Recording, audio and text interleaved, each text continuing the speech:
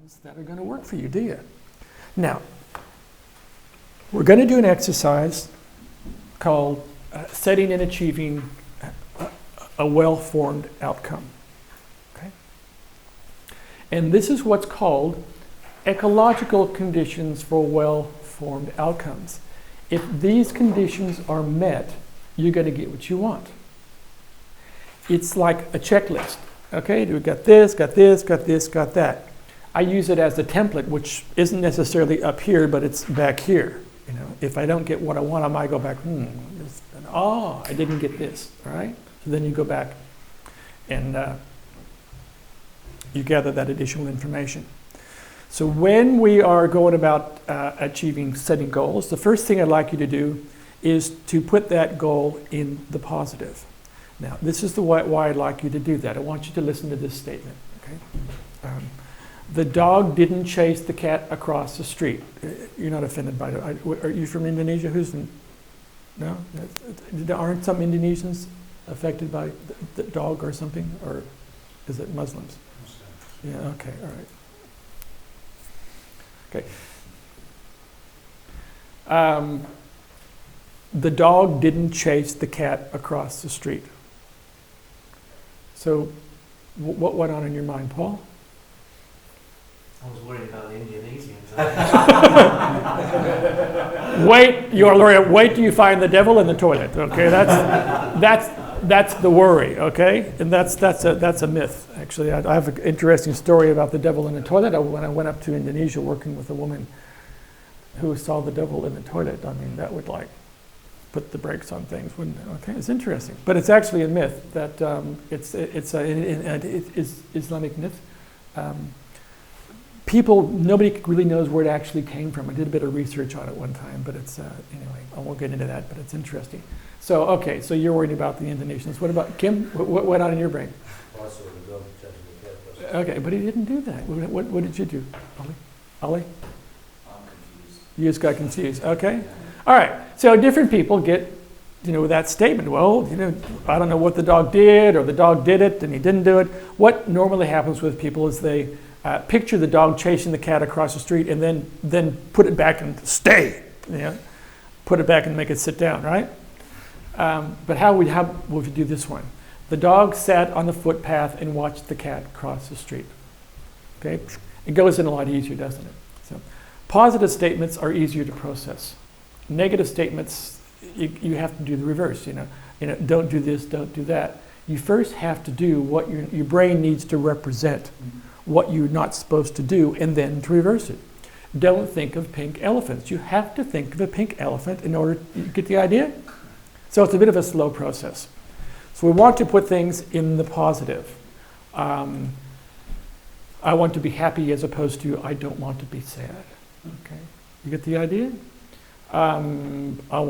People say, I don't want to be anxious. Well, that's great. And now our culture is geared to, I don't want to X, right? As opposed to I want.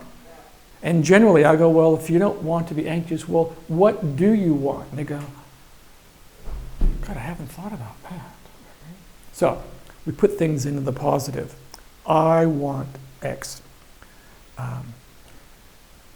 Like another negative statement would be, I don't want to make mistakes. Reversed, what does that mean? I want error-free typing, for example. Get the idea? So put it in the positive. It's going to come up because we're going to get into groups. You're going to get an exercise and you go, okay, what do you want? The person says, well, what I want is to not. All right? That's a negative statement. What I want is to put it in the positive. The next thing is called an undeniable reality. You'd be surprised how many people don't really know if they got what they wanted. Sometimes it takes years. How would you know if you got what you wanted? What would you see? What would you feel? What would you hear? I've been doing this business that I do here, which is what I do here in working with companies and doing consulting with clients for a long time, since about 1973. I'm going to digress just a bit. I'm going to go a little bit earlier than that to 1967 on the 10th of May. Okay, I was traipsing through the rice paddies in Vietnam, And as they say, all hell broke loose, and we ran into a regiment of North Vietnamese regulars. And it's a bit of chaos, to say the least, when the battles start going, the bombs and the explosions and all this kind of stuff. And I got shot. Somebody said for me to take some people up to this thing, and I was thinking, I don't know if we should be here. And as soon as I said that, I got shot twice, right? Anyway. So I did this big white light thing, right? Went down the tunnel, hurtling down the tunnel towards the white light. You hear these things, right? I was going towards the white light, and then I was thinking, it's not my time to die yet. And then all of a sudden, shoo, and I came hurt, like that. And I was back, like that, okay? And I'm like, whoa, okay, anyway. So I'm still here, so obviously I survived. But it was a pretty cool battle, I'll tell you. Well, not if you were actually there, but looking back, it's like, it's one of these things you had to be there. It's like difficult to describe. Anyway, I have some good more war stories to tell you, which relate to some of these NLP things. But anyway, so we're talking about destiny. And then I thought, I have this destiny that I need to come back to this region, And when I started learning communication skills, what I wanted to do is to work in an area called cross-cultural communications. I think it's absolutely fascinating, cross-cultural communication.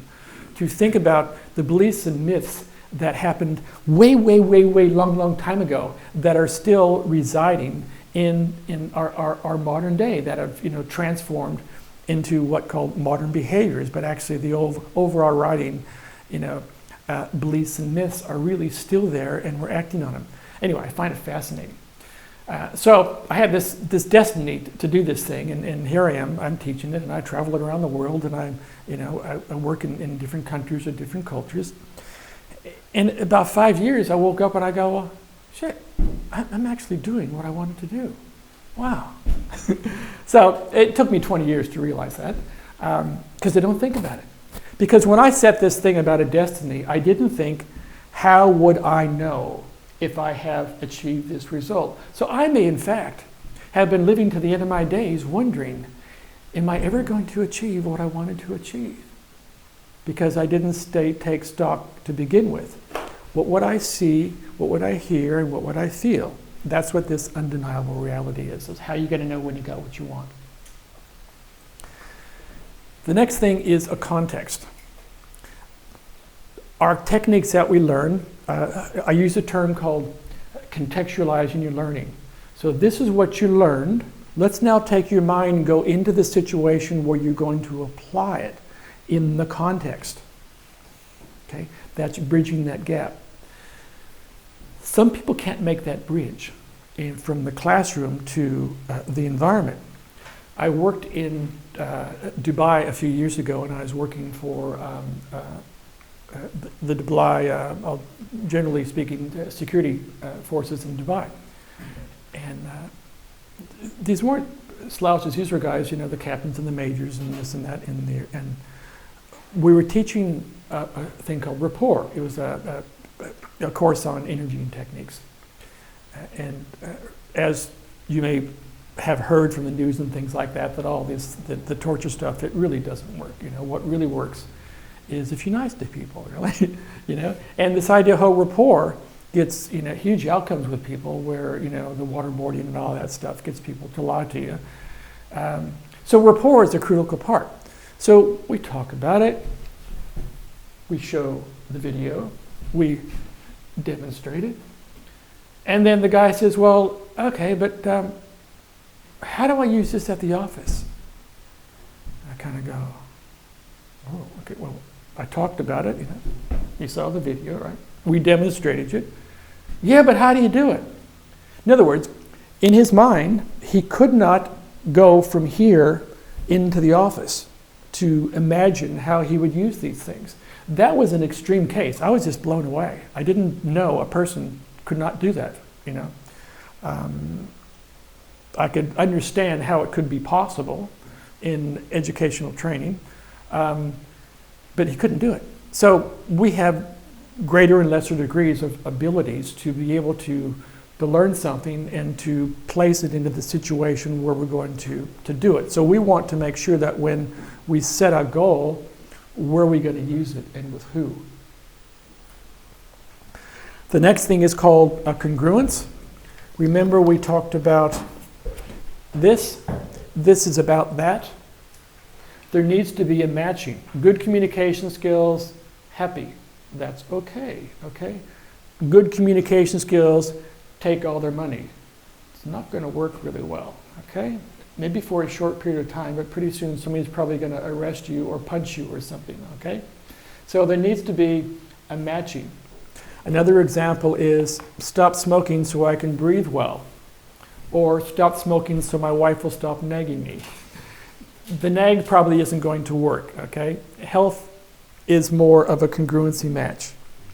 So we want to make sure that there is a matching between what you want and the purpose. I talked a little bit about ecology. Ecology simply means that your new skills and techniques match your beliefs and your values. If they don't, it won't work. These are very powerful techniques. If they don't match your values or your beliefs, it won't work for you. And it could be as simple as a woman who came to my course that believed that a loud voice was an angry voice. She spoke like this a lot because she didn't want to raise her voice, because if she raised her voice, people would think that she was angry. So her belief stopped her from speaking loudly. See, it can be a little thing like that, right? So we want to make sure that values and belief are consistent with what we want to have. So you say, oh, I want to do, I want to fly off the building. Okay, well, you might, it's not going to work, is it? That's not a good example. But you get the idea, right? Okay, your beliefs and your values need to match. Two reasons why things won't work. It's a very powerful model, NLP. They won't work if, number one, it goes against your values or beliefs, or number two, there's secondary benefits. Secondary benefits are you get advantages from having problems. Okay?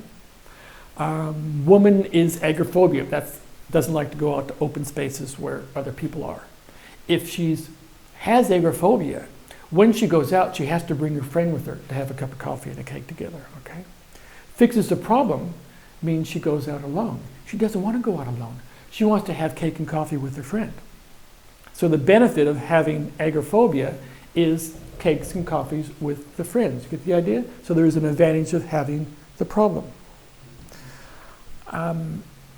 Sometimes people get serious diseases like cancer, and they go, oh, here, have some soap. Can I do anything else for you? They would rather have that, okay, than get fixed. And I find that to be extraordinary, but you'd be surprised how many people use illness. And it may not necessarily be a conscious thing. It might be hard for us to believe, but some people don't have any other choice. The only way they know to get companionship is to be ill. It's hard to believe, but there are people like that, okay? So it wouldn't work, because the benefit for the person, they have a greater benefit of being ill than they do of having the new skill or resource. Get the idea? So we got to make sure that that everything is working together. The last one is called self-initiating and maintaining. Is anybody here because your boss or your husband or wife told you that you have to come? Tiber, I really like you, but mate, there's this great communication skills course. I think you should go. You do want this job tomorrow, right? Okay, it starts at 9 o'clock tomorrow, okay? So Teeper shows up late, okay? He's really busy. He's got a telephone call to make. He says, I can't come back this afternoon because I have a meeting. And you get the idea? Because he's here because the boss wants him to be here, not because he wants to be here. So you need to be self-initiating and maintaining, which means when you learn a skill or a technique, you can do that without someone holding your hand. Okay? It doesn't mean that you can't ask for help, but it means that you have what you need to maintain your own resources. And that's what we're striving for. Okay?